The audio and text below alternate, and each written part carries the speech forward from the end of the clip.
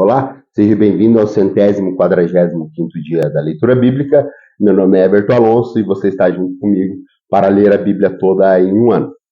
Hoje nós iremos fazer a leitura de Números no capítulo 34, iremos a Salmo 78, finalizaremos o Salmo 78, iniciaremos no verso 38 e vamos até o verso último, que é o verso 72. Então, lembro você, ontem iniciamos a leitura de Salmo 78, mas finalizamos no verso 37. Hoje nós vamos continuar a partir do verso 38 e vamos até o verso 72. Nós vamos depois a Isaías no capítulo 26 e, por fim, na leitura de hoje, nós iremos a 1 João no capítulo 4. Quero pedir que você possa deixar o teu curtir, o teu compartilhar, ativar o sininho de notificações e comentar abaixo aquilo que você está achando da nossa leitura. Aqui em Números, no capítulo 34, nós vamos ler sobre as fronteiras que fazem fronteira ali com a terra de Canaã. Diz assim, Números no capítulo 34. Disse mais o Senhor a Moisés: dê as ordens aos israelitas e diga-lhes: quando vocês entrarem em Canaã, a terra será sorteada para vocês como herança. Terá essas fronteiras. O lado sul começará no deserto de Zim, junto à fronteira do Edom. No leste, sua fronteira no sul começará na extremidade do Mar Salgado e passará pelo sul da subida de Acrabim e prosseguirá até Zim.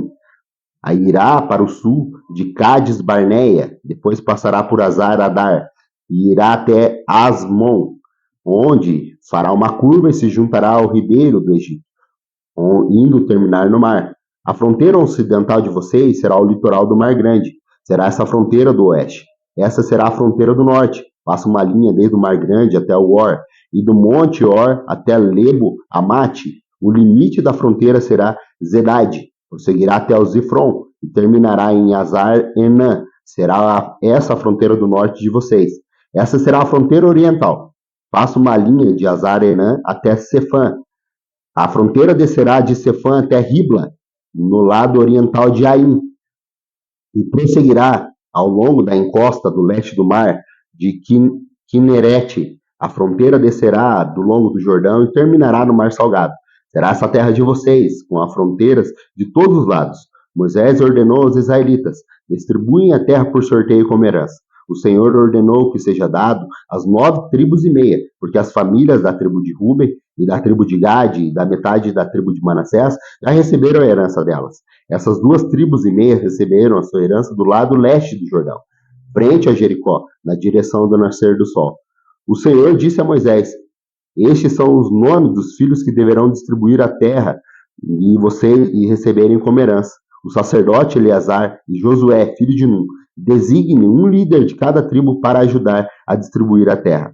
E estes são os seus nomes: Caleb, filho de Jefoné, da tribo de Judá; Samuel, filho de Amiúde, da tribo de Simeão; Elidade, filho de Quislom, da tribo de Benjamim; Buqui, filho de Jogli, líder da tribo de Dan; Haniel, filho de Efode, o líder da tribo de Manassés, filho de José; Quemuel, filho de Sefitã, líder da tribo de Efraim, filho de José; Elisafã, filho de Parnaque, líder da tribo de Zebulon; Paltiel, filho de Azã, o líder da tribo de Isacar; Aiude, filho de Selomi, líder da tribo de Azer; Pedael, filho de Amiúde, líder da tribo de Naftali. Foram esses os nomes a quem Deus ordenou que distribuísse a herança aos israelitas na terra de Canaã. Vamos agora a Salmo 78, verso 38 adiante. Aqui nós continuamos vendo a canção designada pelos filhos de Asaf, da família de Asaf. Diz assim, Salmo 78, verso 38 até o verso 72. Diz assim: contudo, ele foi misericordioso, perdoou-lhes a maldade e não os destruiu. Vez após vez conteve a sua ira, sem despertá-la totalmente.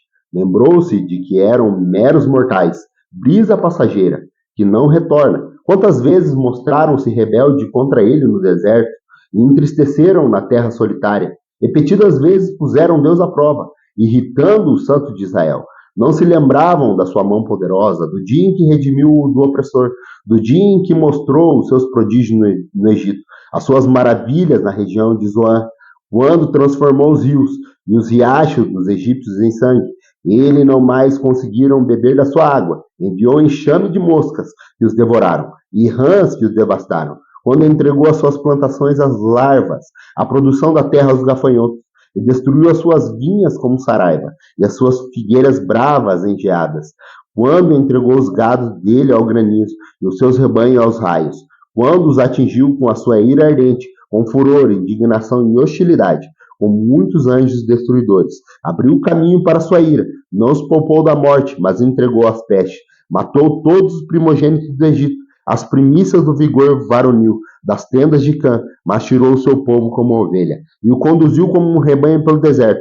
Ele os guiou em segurança, e não tiveram medo, e seus inimigos afundaram-se no mar. Assim os trouxe à fronteira da sua terra santa, aos montes que a sua mão direita conquistou. Expulsou nações que estavam lá, distribuiu-lhes as terras por herança, e deu as suas tendas às tribos de Israel, para que nelas habitassem. Mas eles puseram Deus à prova, e foram rebeldes contra o Altíssimo. Não obedeceram aos seus testemunhos, foram desleais e infiéis com seus antepassados, confiáveis como um arco defeituoso. Eles os irritavam com os altares idólatras, e com seus ídolos provocaram ciúmes. Sabendo Deus, enfureceu-se e rejeitou totalmente Israel. Abandonou o tabernáculo de Siló, a tenda onde habitava entre os homens. Entregou o símbolo do seu poder ao cativeiro e o seu esplendor nas mãos dos adversários. Deixou que o seu povo fosse morto à espada, pois enfureceu-se com a sua herança. O fogo consumiu os seus jovens, e as suas moças não tiveram canções de núpcias. Os seus sacerdotes foram mortos à espada, e as viúvas já nem se podiam chorar. Então o Senhor despertou com quem de um sono, como um guerreiro despertado do domínio do vinho. Fez retroceder os golpes dos seus adversários e entregou a plena humilhação. Também rejeitou as tendas de José e não escolheu a tribo de Efraim. Ao contrário, escolheu a tribo de Judá e o monte Sião, o qual amou. Construiu o seu santuário como as alturas, como a terra o firmou para sempre. Escolheu o seu servo Davi e tirou do aprisco das ovelhas, do pastoreio de ovelhas, para ser pastor de Jacó, seu povo, de Israel, sua herança. E de coração íntegro, Davi o pastoreou, com mãos experientes os conduziu. Vamos agora ao profeta Isaías, no capítulo 25. No capítulo 26, onde ele fala sobre o cântico de louvor ao Senhor. Aqui ele entoa um cântico que deve ser entoado em toda a Judá. Diz assim, Isaías capítulo 26.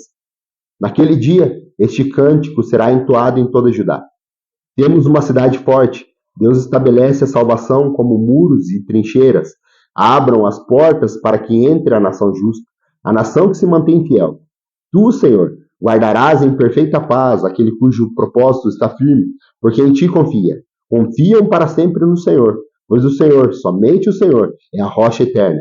Ele humilha os que habitam nas alturas, rebaixa e arrasa a cidade altiva e lança ao pó. Pés os pisoteiam, os pés dos necessitados, os passos dos pobres. A vereda do justo é plana. Tu, que és reto, torna suaves o caminho dos justos. Andando pelo caminho das tuas ordenanças, esperamos em ti, Senhor. O teu nome e a tua lembrança são o desejo do nosso coração. A minha alma suspira por ti durante a noite, e logo cedo meu espírito por ti anseia. Pois, quando se veem na terra as tuas ordenanças, os habitantes do mundo aprendem justiça. Ainda que se tenha compaixão do ímpio, ele não aprenderá a justiça. Na terra da retidão ele age perversamente, não vê a majestade do Senhor. Erguida está as suas mãos, Senhor, mas eles não a veem. Que vejam o teu zelo, para que com o teu povo e se envergonhem. Que o fogo reservado para os teus adversários o consuma. Senhor, tu estabelece a paz para nós. Tudo que alcançamos, fizeste-o para nós. Ó Senhor, nosso Deus. Outros senhores além de ti não nos têm dominado, mas só em teu nome honraremos. Agora eles estão mortos, não viverão. São sombra, não ressuscitarão. Tu castigaste e o levastes à ruína. Apagaste por completo a lembrança dele. Fizeste crescer as nações, Senhor. Sim, fizeste crescer a nação. De glória te revestiste. Alargaste todas as fronteiras da nossa terra. Senhor, no meio da aflição te buscaram. Quando disciplinaste, sussurraram uma oração. Como uma mulher grávida, prestes a dar à luz, se contorce e grita de dor. Assim estamos nós na tua presença, ó Senhor. Nós engravidamos e nos contorcemos de dor, mas demos à luz o vento. Não trouxemos salvação à terra, não demos à luz aos habitantes do mundo. Mas os teus mortos viverão, seus corpos ressuscitarão. Vocês que voltaram ao pó, acordem e cantem de alegria. O teu orvalho é orvalho de luz. A terra dará luz aos seus mortos. Vá, meu povo, entre nos seus quartos, tranquem as portas, escondem-se por um momento, até que tenham passado a ira dele. Vejam, o Senhor está saindo da sua habitação para castigar os moradores da terra por suas iniquidades. O Senhor mostrará o sangue derramado sobre ela, não mais encobrirá os seus mortos.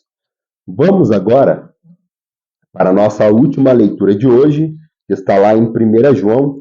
Nós faremos a leitura do capítulo 4 de 1 João. Aliás, isso mesmo, 1 João, no capítulo 4, aqui nós vamos ler sobre o discernimento de espírito e também o amor de Deus para conosco. Diz assim, 1 João, no capítulo 4. Amados, não creem em qualquer espírito, mas examinem os espíritos para ver se eles procedem de Deus, porque muitos falsos profetas têm saído pelo mundo. Vocês podem reconhecer o Espírito de Deus deste modo. Todo espírito que confessa Jesus Cristo vem em carne, procede de Deus, mas todo espírito que não confessa Jesus não procede de Deus. Esse é o espírito do anticristo, acerca do qual vocês ouviram que está vindo, e agora já está no mundo. Filhinhos, vocês são de Deus, e venceram, porque aquele que está em vocês é maior do que aquele que está no mundo. Eles vêm do mundo, por isso, os que falam que procedem do mundo, e o mundo os ouve. Nós viemos de Deus, e todo aquele que conhece a Deus nos ouve. Mas quem não vem de Deus não nos ouve. Dessa forma, reconhecemos o espírito da verdade e o espírito do erro. Amados, amemos uns aos outros, pois o amor procede de Deus.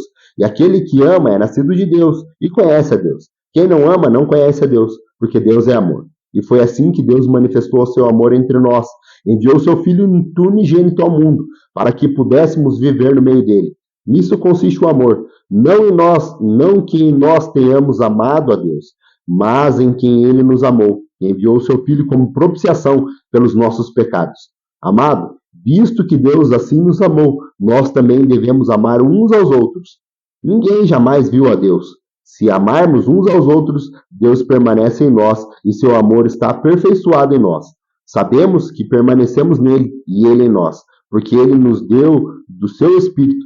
E vimos e testemunhamos que Deus Pai enviou seu Filho para ser o Salvador do mundo. Se alguém confessa publicamente que Jesus é o Filho de Deus, Deus permanece nele e ele em Deus. Assim conhecemos o amor que Deus tem por nós e confiamos neste amor. Deus é amor, e todo aquele que permanece no amor permanece em Deus e Deus nele. Dessa forma, o amor está aperfeiçoado entre nós, para que no dia do juízo tenhamos confiança, porque neste mundo somos como ele. No amor não há medo, ao contrário, o perfeito amor expulsa o medo, porque o amor supõe castigo, porque o medo supõe castigo. Aquele que tem medo não está aperfeiçoado no amor. Nós amamos porque ele nos amou primeiro. Se alguém afirmar, eu amo a Deus, mas odiar o seu irmão é mentiroso, pois quem não ama o seu irmão a quem vê, não poderá amar a Deus a quem não vê. Ele nos deu esse mandamento. Quem ama a Deus, ame também o seu irmão. Agradeço pela tua companhia, aguardo você amanhã, se assim Deus nos permitir, para mais um dia da leitura bíblica. Mantenha-se firme, focado, mesmo diante da adversidade, do desânimo que quer te parar e não quer fazer você ir avante. Permaneça firme, pois a persistência e a insistência fará você chegar mais perto de Deus. Muito obrigado pela tua companhia, aguardo você amanhã. Até lá.